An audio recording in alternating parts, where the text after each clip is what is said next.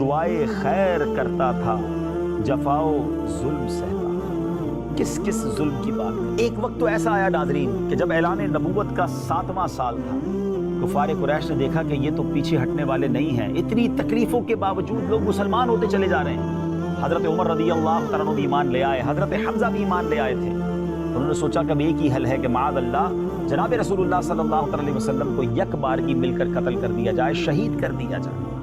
ان ظالموں نے جب یہ پلان کیا تو ابو طالب نے بنی ہاشم اور بنی مطلب کو جمع کیا اور انہوں نے کہا کہ پیارے آقا علیہ الصلوۃ والسلام کی حفاظت کے لیے بھی انتظام کرنا ہوگا کہ ان کو ہم اپنے گھاٹی میں لے جاتے ہیں، شعب ابی طالب یعنی ایک دو پہاڑوں کے درمیان ایک گھاٹی تھی، وہاں لے چلتے ہیں اور ان کو ان کی حفاظت کی جائے، انہیں گویا کارڈن آف کر لیا جائے، ان کے سیکیورٹی کا انتظام کیا جائے۔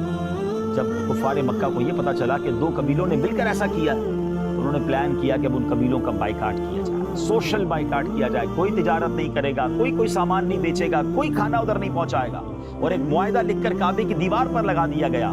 اور ناظرین پھر تو غضب ہو گیا کہ اب کوئی غلے کا سوداگر جاتا، کوئی جناب وہاں اس گھاٹی میں کئی 100 لوگ تھے مگر ان تک کھانا نہیں پہنچ رہا تھا، ان تک اناج نہیں پہنچ رہا تھا، اور وہ اب بڑا تکلیف دہ وقت ہو گیا۔ بڑے زور زور سے وہ لوگ ہنستے تھے اور اس گھاٹی کے اندر بچے روتے تھے، بل بلاتے تھے، کھانے کو کچھ نہیں تھا۔ شاعر کہتے ہیں بڑی سختی سے کرتے تھے قریش اس گھر کی نگرانی، نہ آنے دیتے تھے غلہ ادھر تا حد امکانی۔ کوئی غلے کا سوداگر اگر باہر سے آ جاتا تو رستے ہی میں جا کر بو لہب کم بخت بہکاتا۔ پہاڑوں کا درہ ایک قلعہ محصور تھا گویا، خدا والوں کو فاقو مارنا منظور تھا گویا۔ رسول اللہ لیکن مطمئن تھے اور صابر تھے، خدا جس حال میں رکھے اسی حالت پہ شاکر تھے۔ اب صورتحال یہ تھی کہ مکہ پاک سے کوئی تاجر اس طرف جاتا تو یہ شعب ابی طالب کی طرف جانے سے پہلے ہی وہ مال اس سے خرید لیتے، مسلمانوں تک نہ پہنچتے رہتے۔ محصورین یعنی جو مسلمان وہاں تھے بھوک سے ان کا بہت برا حال ہو گیا، بچے روتے تھے مگر ماؤں کا دودھ خشک ہو چکا تھا۔ محصورین کئی روز تک بھوکے پڑے رہتے تھے، بعض اوقات بھوک سے بےتاب ہو کر درختوں کے پتے ابال کر کھاتے۔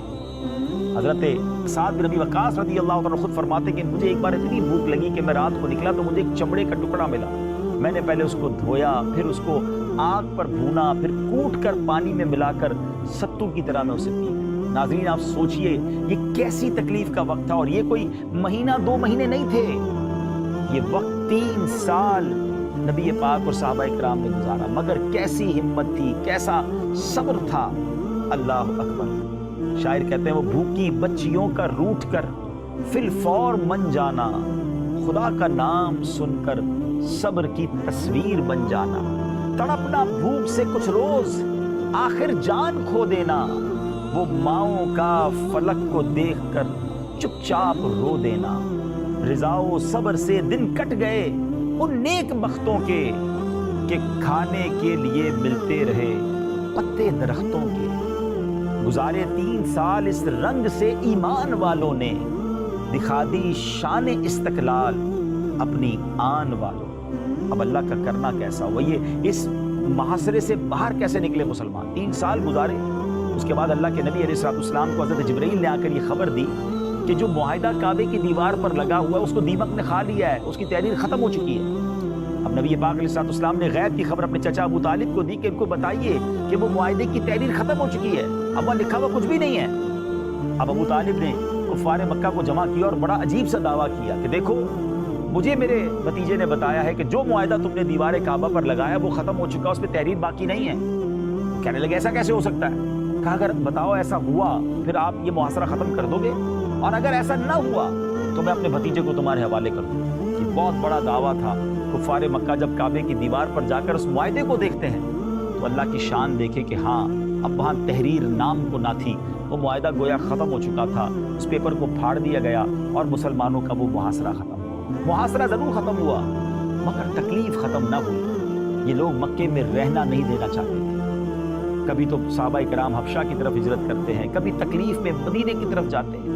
مکے سے مدینے کا سفر بھی ناظرین یہ کوئی محبتوں کے ساتھ یا خوشی کے ساتھ نہیں ہوا تھا۔ آپ ذرا سوچئے نا، نبی پاک علیہ الصلوۃ والسلام نے 53 سال یہاں گزارے، جس کا بچپن کہیں گزرا ہو، جس کی فیملی وہاں پر ہو، جس کے گھر بار وہاں پر ہو، کئی صحابہ کے کاروبار وہاں پر تھے، سب کچھ چھوڑ کر مدینے جانا پڑا۔ اللہ اکبر، یہ کیسا سفر ہوگا، یہ کتنی تکلیفیں ہیں۔ میں کس تکلیف کی بات کروں؟ ہم انشاءاللہ اگلے پروگرام میں صحابہ کرام کی جب تکلیفوں کا ذکر کریں گے تو یہ الگ داستان ہے کہ نبی پاک کی تکلیف، پھر صحابہ کرام کو بھی نبی پاک پر ایمان لانے کی وجہ سے تو تکلیفیں دی جا رہی تھی نا، لیکن یہ کیسے لوگ تھے کہ سب صابر تھے، شاکر تھے، اس قربانی پر بھی راضی